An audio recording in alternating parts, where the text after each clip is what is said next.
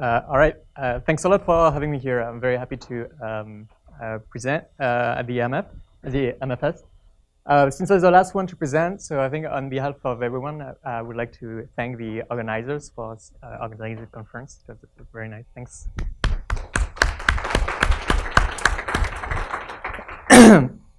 All right. So the main motivation behind the paper is recent empirical evidence documenting dramatic rise in top vultures in the US since 1980. So here I've plotted the main results from Cez and Zuckman that plots the Welsh of the top 0.01%, top 1%, and top 0.1%. You see that the Welsh of the top 0.01% has increased by, has been multiplied by 4 since 1980. And so the rise in top wealth inequality is really driven by people in the very top of the wealth distribution. So if you look, for instance, of households in between the top 10 and 1 or the top 1 to 0.1, like the rise in top vultures was not like that dramatic. And so I guess the common view in the literature is that this dramatic rise is driven by the fact that rich people have had higher returns compared to the rest of the distribution. The point of this paper is to say that this view implicitly assumes that there are no changes in the composition of households at the top.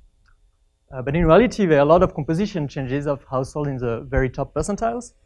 And so because of these composition effects, this generates a wedge between the growth of top vultures and the average wealth growth of people at the top relative to the rest of the economy. And so this wedge is going to be driven by the entry and exit of households in the top percentiles. So in this paper, I take seriously the role of composition changes, and I examine them theoretically and empirically. The first result that I obtain is theoretical, and it's about relating the dynamics of top vultures to the dynamics of individual wealth. And it kind of clarifies the impact of entry and exit on the growth of top vultures. And so I'm going to obtain a decomposition of the growth of top vultures into 3 terms. The first term is the within term. So it's the average wealth growth of people at the top relative to the economy. So it's it's Piketty's idea of R minus G. But then 2 other terms appear due to composition effects in the top percentile. The first term, the displacement term, is driven by idiosyncratic shocks. So if you think about the first term as like the first moment of wealth growth, displacement is really driven by idiosyncratic volatility within the top households. And so this displacement term is going to depend on all the higher order moments of the wealth process. And then there is also a demography term that is driven by the death and population growth. Empirically, it's going to be small, so I'm not going to stress this term as much.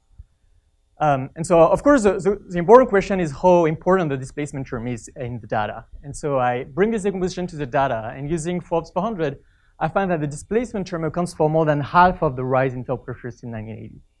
Okay, so if you look at the rise in top vultures, so if you look at the top 0.1%, it has multiplied by 4. Half of it is driven by the fact that rich people do tend to have higher wealth growth compared to the economies. The other half is driven purely by entry and exit at the top. And so in the third part of the paper, I'm going to discuss the policy implication of this result. And in particular, I'm going to show that this decomposition has like important implications of how we think about the relationship between inequality and technological innovation, but also about the relationship between inequality and mobility. All right, so let's start by the theory. So I'm just going to present a very simple model where the wealth process of households at the top just simply follows a geometrical Abelian motion.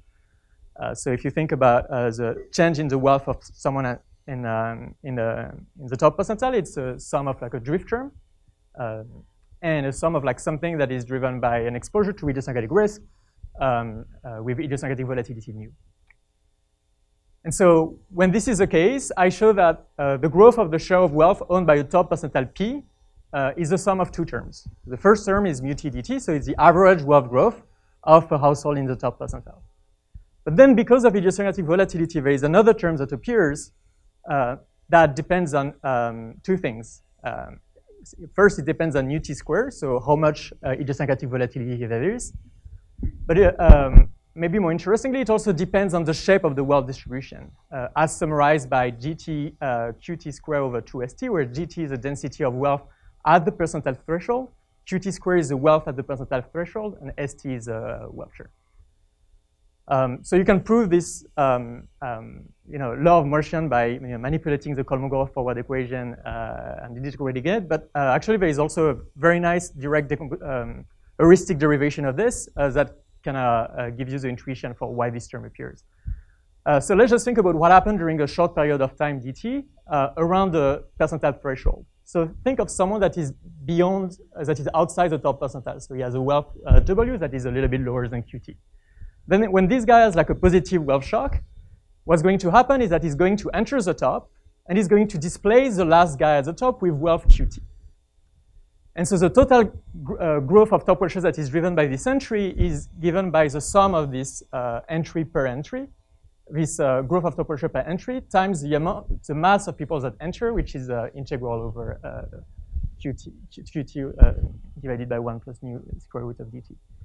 And if you approximate this integral by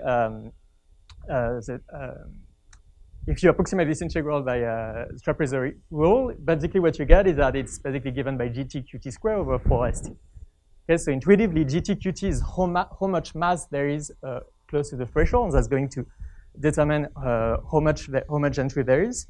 But also it depends on qt over st, which kind of gives you how much wealth people are at the threshold compared to the average wealth of someone at the top. Same thing happened at the exit. So because people exit and they were going to be replaced by someone exactly at the percentile threshold, is going to increase top wealth shares.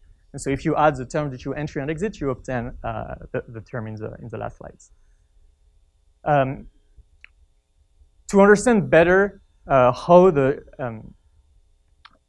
displacement term depends on the shape of the wealth distribution, I'm going to assume that the wealth distribution is close to Pareto at MT.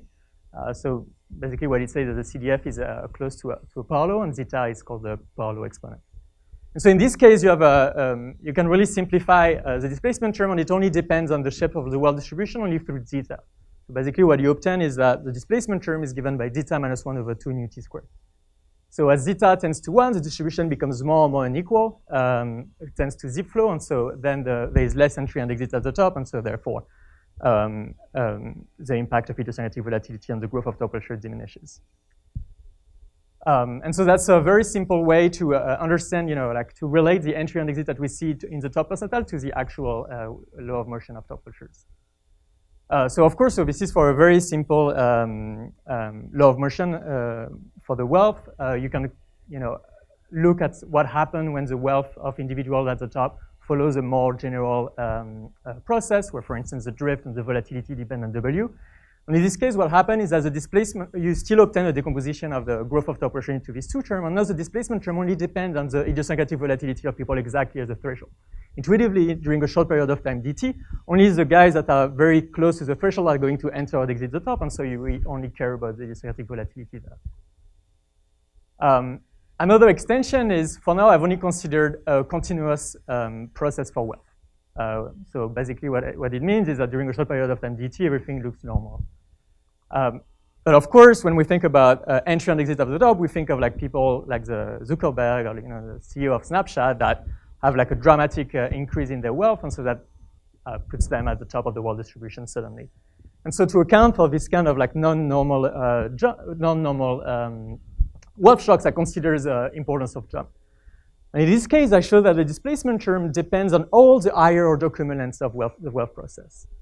And in particular, you see that it still depends on the idiosyncratic volatility, but now there are other terms that appear that depends on like the skewness of the wealth process and the kurtosis. The second thing that is interesting in this formula is you see that if we in a world where zeta is very high, that means that there is not a lot of wealth inequality, then skewness and kurtosis are super important. Okay? When there is not a lot of wealth inequality, there is a lot of rag to riches story. But as inequality increases and it increases, the role of skewness and kurtosis is kind of muted compared to the role of idiosyncratic volatility. So one way to understand that is like if you remember the Yael Martin has like a great paper about equity premium in presence of jumps, and he finds that the equity premium is the sum of the idiosyncratic volatility term on skewness and kurtosis, and the role of these higher order moments depend on gamma. As gamma is very high, the role of skewness and kurtosis is very high for the equity premium, but as gamma tends to 1, actually only the second order moment matter, and like the skewness and kurtosis don't matter anymore for the equity premium. So it's very similar here, where zeta plays the role of gamma. All right, so that's for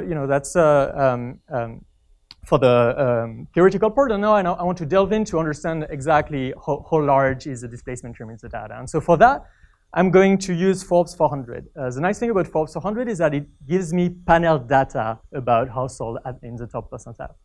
And so I can decompose the growth of the wealth share of Forbes 400 into the average wealth growth of households at the top and exactly what is driven by entry and exit. And so what I do is I combine all the lists to construct this panel dimension. And so this, I propose a new accounting decomposition to look at really the impact of entry and exit on the growth of top wealth share. So it's a very simple accounting decomposition. The idea is that we're interested in the wealth share in a given top percentile. So ST, which is the sum of the wealth of people in the top. So tau T here denotes the set of households in the top percentile. And so between T and T plus 1, so I have this decomposition yearly, the growth of the wealth share in a given top percentile is actually the sum of two terms. A displacement term, which is the average wealth growth of people that were at the top at time T, whether or not they drop out of the top between T and T plus 1. And the wealth of people that enter minus the wealth of people that exit. And so what you can prove is that when the periods tend to 0, these two terms tend to the terms that I showed in the theoretical decomposition. And so I can do this decomposition every year. And so this allows me to decompose the time series about the growth of top wealth shares into two time series, one about the within term and one about the displacement term. And so here what I plot is the cumulative growth of top wealth shares, so that was shown in the first slide of the talk, decomposed into these three terms. So the first is a within term is blue, and the second is the displacement term in red, and the third is a demography term, which is kind of negative because of the death of a household in the top that tend to reduce the top wealth shares. So the main observation is that if you look at the cumulative wealth growth of top wealth share, more than half of it is driven by displacement, the red line. Interestingly, most of the year-to-year fluctuation in the growth of top wealth shares is driven by the within term. So if you think about the within term, it's really driven by the fact that people at the top tend to be more exposed to aggregate risk. The displacement term tends to be pretty much stable over time. So now what I want to do is relate these empirical findings to the theoretical decomposition below. And in particular, I can use the theory to kind of look at what is the role of second order moments compared to higher order moments. So here what I plot is a displacement term as measured yearly in the data. And I compare that to two terms that are justified by theory. So the first is the term in the model where there are only like in the model without jumps, where the displacement term is given by zeta minus 1 nu square over 2. So every year I estimate the Pareto cell of the distribution zeta. I look at the idiosyncratic volatility of household in the top, and I compute a theory model, a theory-based term, a theory-based displacement term. And I can do the same with higher order cumulants by looking at the skewness and kurtosis and more generally all higher order moments. And so what you find is that actually the theory predicts very well the kind of displacement terms that we see. So that's the first observation. The second observation is that higher order moments don't matter that much. They kind of allow us to capture a little bit what happened at the business cycle frequency, and in particular what happened in 2000. So what happened, for instance, during the height of the tech bubble, where there was a lot of skewness that allows to understand why there is more entry compared to the model with only variance. But the model with just variance does a pretty good job. And the idea is that because zeta is low, again, like kind of close to 1 empirically, even though there is like important skewness and important kurtosis, it doesn't matter that much for displacement. The idea is that there is so much inequality that a lot of the entry and exit is driven by people that were already close to the threshold to begin with, rather than middle American. With this decomposition, you can also try to understand what drives the decrease of the displacement term over time, and by decompose it into something that comes from a decrease in the idiosyncratic volatility, and something that depends on the decrease of the shape of the wealth distribution. So as the distribution becomes more unequal, there's a lower probability of entering and exiting the top. And so what this decomposition shows is that the decrease of the displacement term over time is really driven by two fundamental phenomena. The first is that idiosyncratic volatility has been decreasing over time, especially after 2000s. But also the shape of the wealth distribution has become more unequal over time. And so even if idiosyncratic volatility had not changed, it's just now harder and harder to enter the top, and that's why there is less displacement now compared to the 80s and 90s.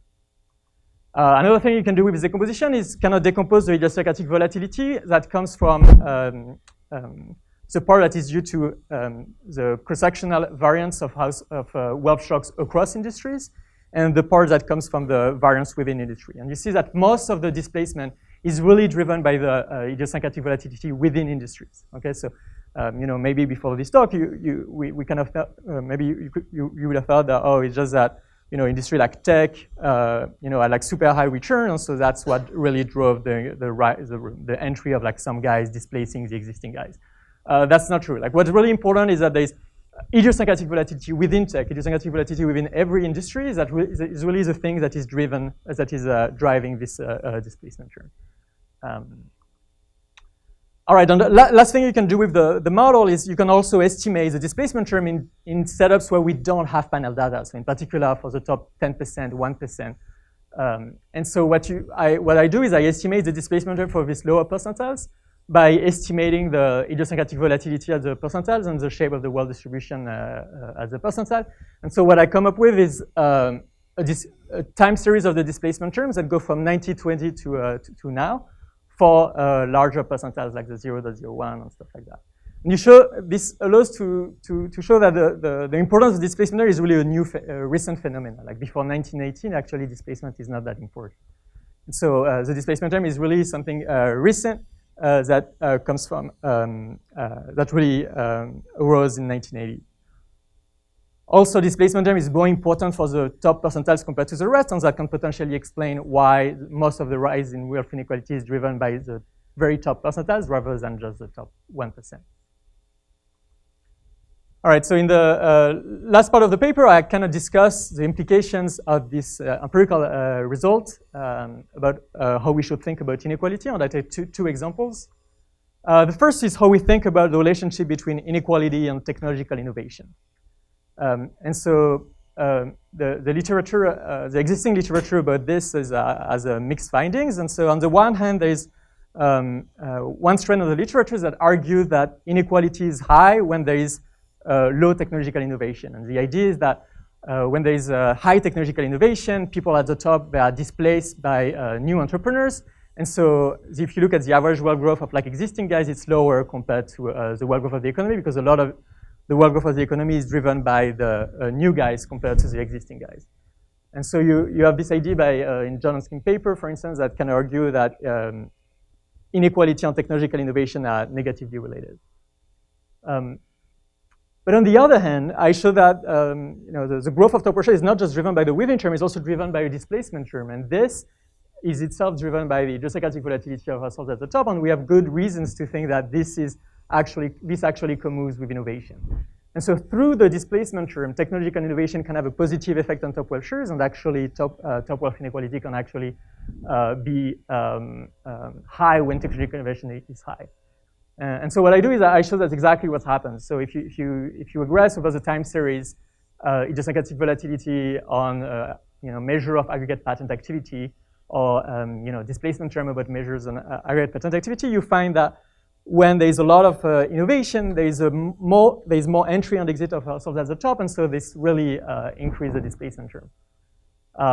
And so the nice thing about the decomposition is that it allows to measure this kind of effects, because if you just regress the growth of top wealth shares on aggregate patent innovation, you just completely, there's an omitted variable, which is a within term, which has like so much more variance, and so this important effect on patent innovation and displacement is kind of hidden if you don't do the decomposition.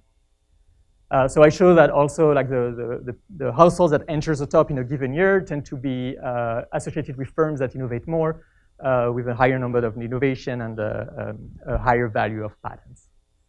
And so the last thing that I do in the paper is that I also look at the relationship between wealth inequality and wealth mobility. And so in particular, I look at the average time a household in the top percentile remains in the top percentile. And I derive an analytical formula for this in terms of like the drift and the idiosyncratic volatility. And what is interesting is that if the rise in top wealth inequality is driven by displacement, it tends to ultimately increase mobility. Okay, So even though when there is an increase in idiosyncratic volatility, there is an increase in wealth inequality, there is also a higher probability of leaving the top, and so overall the second effect dominates, and so high wealth inequality can go hand in hand with high wealth mobility. All right, so to conclude, the main empirical finding is that displacement accounts for half of the rise in top welfare. What I want to stress is that these kind of tools that I use, this accounting decomposition, can be used for a lot of different stuff. Like, so in particular, if we want to understand other concentration, like firm concentration or income inequality. And so the interesting thing is that because a lot of inequality is driven by the dispersion of firm level returns, it suggests a very important link between wealth inequality, wealth concentration, and firm concentration. That maybe that I think is interesting to look at a little bit more. Thanks.